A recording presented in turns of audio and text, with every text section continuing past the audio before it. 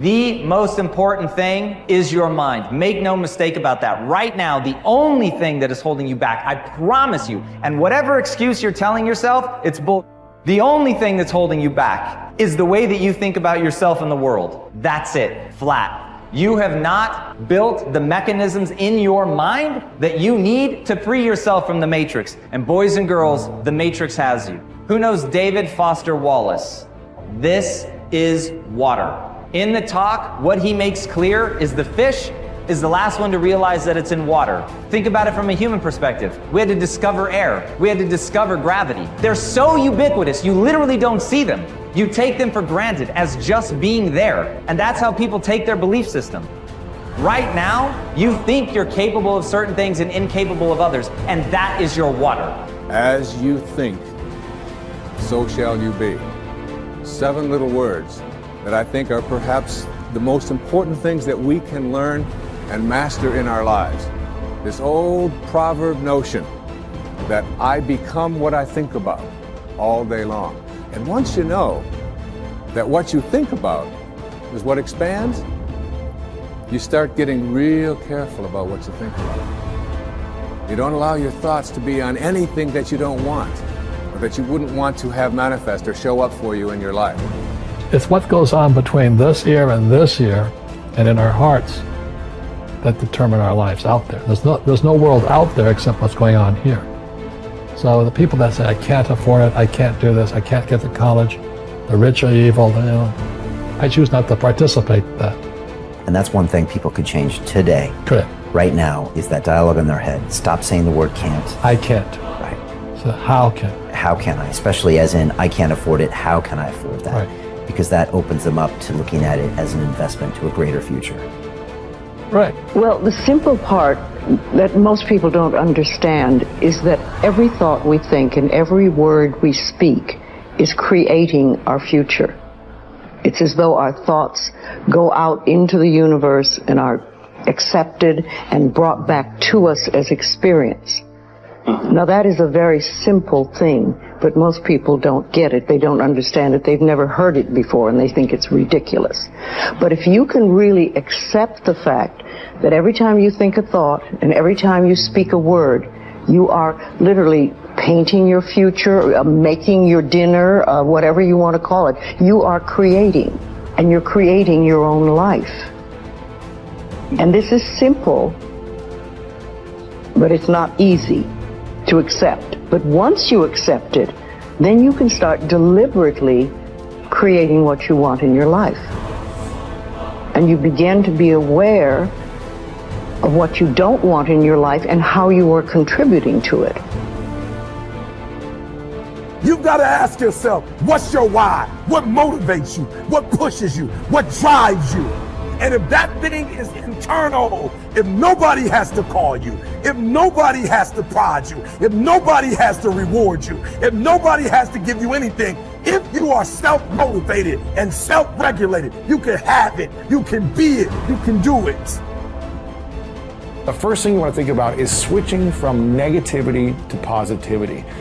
So many people get caught up in focusing on what they don't want to happen in their future, but they start living almost in constant fear of what could go wrong and what won't work out. And when we come from this place of, well, I don't know if I put myself out there, it's not going to work out, and then I'm going to get made fun of, and then I'm going to be embarrassed, and then I'm going to be stressed, and no one's going to love me. And then we go in this rabbit hole and this kind of cycle of fear and anxiety, and that is not how you attract good things in your life. You can't start from your way of being of negativity and fear and expect to attract beautiful things in your life. So we need to eliminate the negative self-talk, and an environment that's easy to get stuck in sometimes can be the negative self-talk. And there's so much negativity in the world, and if you don't actively work to shift your focus, to shift your thoughts in your mind, that negativity will consume you. You have a choice. Do you want to spend your life deciding what you want and what you don't want, and then chasing it outside? Or do you want to sit there and work inside to realize all I really want is the joy and the love, and if I stay open, I can have those. I don't need outside conditions to keep me open. So I make a very important point, because in spirituality it gets mixed up. Spirituality is not about renunciation. There's no renunciation.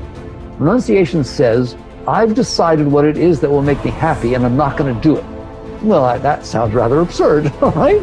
Spirituality says, it was stupid of me to decide what will make me happy instead of being happy with life, instead of being grateful and turned on by all of the amazing things that are happening in front of me and all the past experiences I got to have.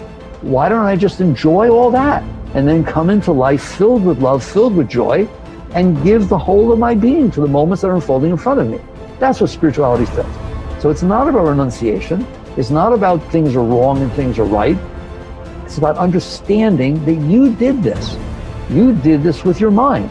You set up conditions in which your mind would open and then your heart opens, and conditions in which your mind will close and your heart closes. So basically, you come to the point where you have to decide, do I want to continue letting my past leave impressions on my mind and my heart such that only certain things will open and close me, and then I will spend my life chasing after, manipulating, controlling, conniving, whatever you want, the world around me, so that sometimes it unfolds the way I want?